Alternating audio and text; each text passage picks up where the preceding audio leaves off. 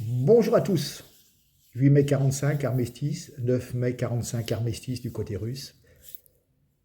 Je vais vous passer 20 secondes d'une clocharde intellectuelle sur LCI.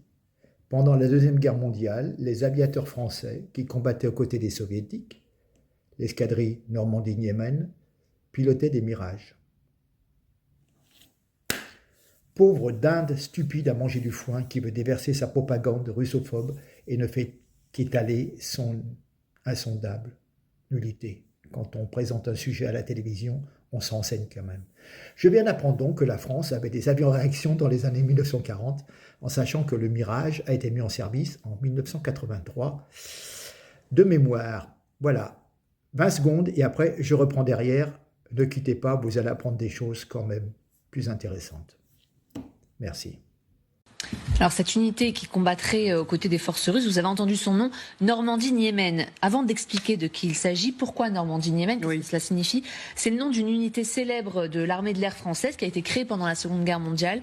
C'est une unité de chasse, donc avec des pilotes de l'air français qui utilisaient donc à l'époque des Mirages pour combattre sur le front de l'Est aux côtés de l'armée soviétique. C'est un cas presque unique de forces occidentales qui ont... Alors, quelques éléments d'information. Vous avez vu l'étalage d'une certaine nullité.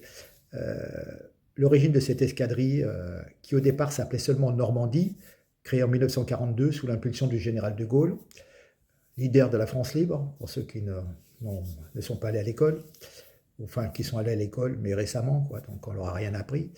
Elle est officiellement formée le 1er septembre 1942 sous le nom de Groupe de chasse numéro 3 Normandie.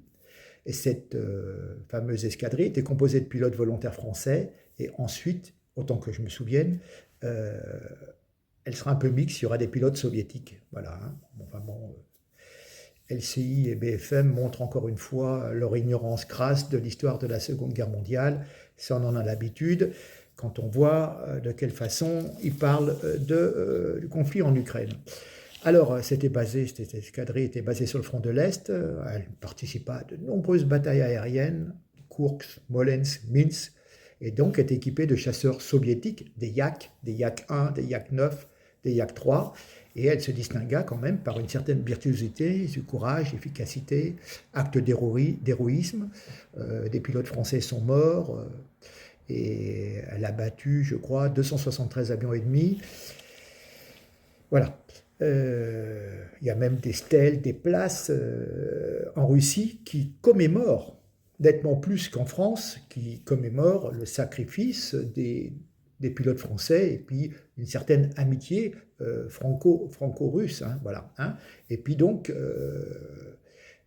le nom Niémen sera rajouté, si vous voulez, en 1944, je crois, après la participation à la libération du territoire lituanien et donc la traversée du fleuve Niémen. L'unité reçoit le titre honorifique Niemen de Staline, devenant le régiment de chasse Normandie-Niemen. Voilà. Et puis en juin 1945, l'escadrille rentre en France avec 40 avions Yak 3 offerts par l'URSS, un geste rare et franchement inédit. Et donc cette unité est intégrée à l'armée de l'air française et continue d'exister aujourd'hui comme une unité active.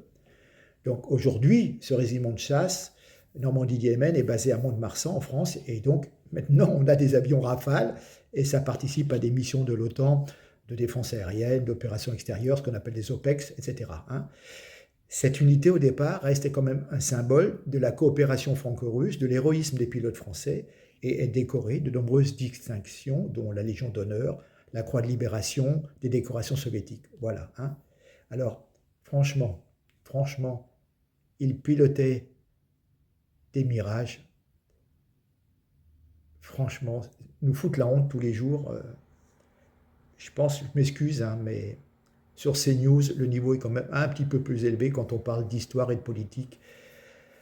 C'est Franchement, c'est incroyable. C'est incroyable. Il suffit de regarder des timbres, vous allez en voir des timbres ou des photos, et on voit que à l'époque, oui, c'est des avions à hélice, monomoteur ou bimoteur, mais il y avait les Spitfire, les Stuka allemands, et puis il y avait des Yak russes. Voilà. Et puis des zéros du côté japonais aussi. Oui, des zéros. Oui, il me semblait que c'était ça. Enfin bref, voilà. Bon, j'espère que je vous aurai apporté un petit peu de fantaisie, mais effectivement, alerte aux cons et aux connes, il y en a de partout, hein. Beaucoup en politique aussi. À un niveau, on l'a vu, le niveau de l'Assemblée nationale, il y a un certain côté, si vous voyez ce que je veux dire. Bref, allez, je vous laisse. Merci de votre attention, puis partagez, puis montrez à vos enfants éventuellement hein, qu'il y avait des avions à hélice à une certaine époque. C'était pas l'époque des dinosaures, mais ce que vous savez maintenant, maintenant je vous explique. Les jeunes gamins de 5 ou 6 ans, ils vous disent grand-mère, est-ce que tu as connu les dinosaures? L'éducation nationale est tellement folle que les gens n'ont, ces pauvres gamins n'ont plus la chronologie du temps et savent plus où ils en sont, quoi. Je veux dire que Napoléon et après la Révolution française, après Louis XIV, etc., etc. Ça c'est mon dada. Excusez-moi d'en parler. Allez, merci, partagez, et à très bientôt. Au revoir.